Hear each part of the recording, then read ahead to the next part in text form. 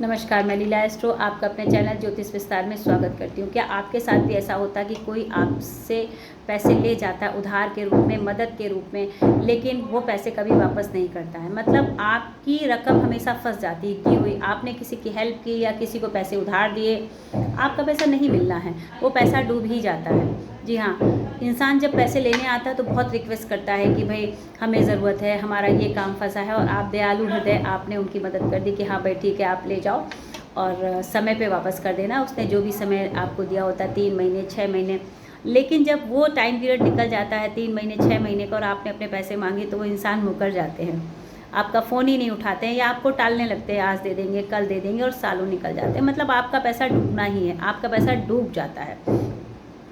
आपके साथ इस तरह की स्थितियां हैं अगर, तो आप देखिए अपना छठा भाव कुंडली का, उसमें या तो मंगल महाराज विराजमान होंगे या 1 नंबर और 8 नंबर राशि होगी। जी हाँ, जिनके चार्ट में ये कॉम्बिनेशन होता है, 1 नंबर या 8 नंबर या मंगल महाराज विराजमान होते हैं, उनका पैसा डूब जाता है। आप किसी को बहुत प्रेम से, बहुत इज्जत से पैसा देते हैं और आपको आपका पैसा वापस नहीं मिलता है। तो इसके लिए सबसे अच्छी रेमेडी तो ये है कि आप कभी भी किसी को पैसे ना दें। जी हाँ, कभी भी पैसे किसी को ना दें। और आप अपना कोई भी काम करें तो हमेशा उधार लेके ही करें, और जब आपका काम हो जाए तो आप पैसे वापस करें, क्योंकि आपका जो पास्ट लाइफ कर्मा है वहाँ आपने चीटिंग की है, इसलिए आपके साथ चीटिंग हो रही है। तो इस उम्र में, इस जन्म में आप अपना कोई भी काम जो है वो उधार के पैसे से ही करें और पैसा वापस कर दें, आपको बहुत फलेगा।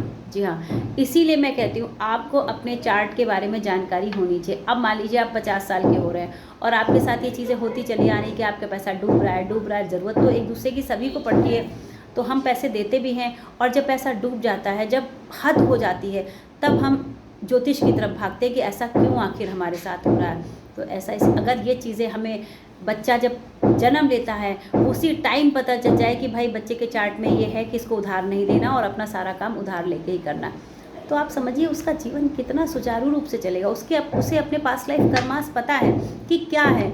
इसलिए मैं कहती हूँ हमेशा बच्चों का चार्ट आप ज़रूर दिखाएं।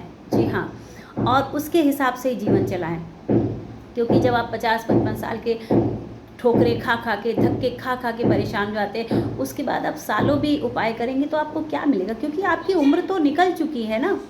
इसलिए बच्चों का चार्ट जो है आप ज़रूर देखें, किसी ज्योतिषाचार्य को ज़रूर दिखाएं, और उनका उपाय उनको पता होना चाहिए कि हमें अपने जीवन को किस तरीके से चलाना है।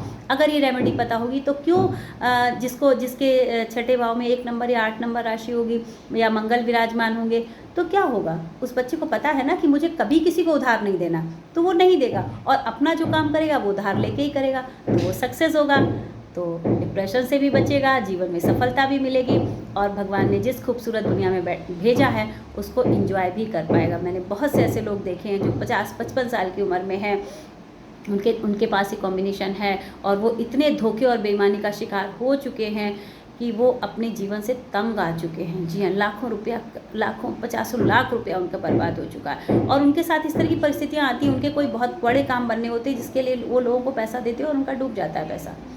तो आप भी इन स्थितियों से बचिए। अगर आपके साथ ऐसा है तो आप अपना चार्ट दिखवाइए और बच्चों का चार्ट जरूर दिखवाइए, जिससे कि उनको पता चले कि उन्हें जीवन में किस तरह से अपने रास्ते बनाने हैं। धन्यवाद।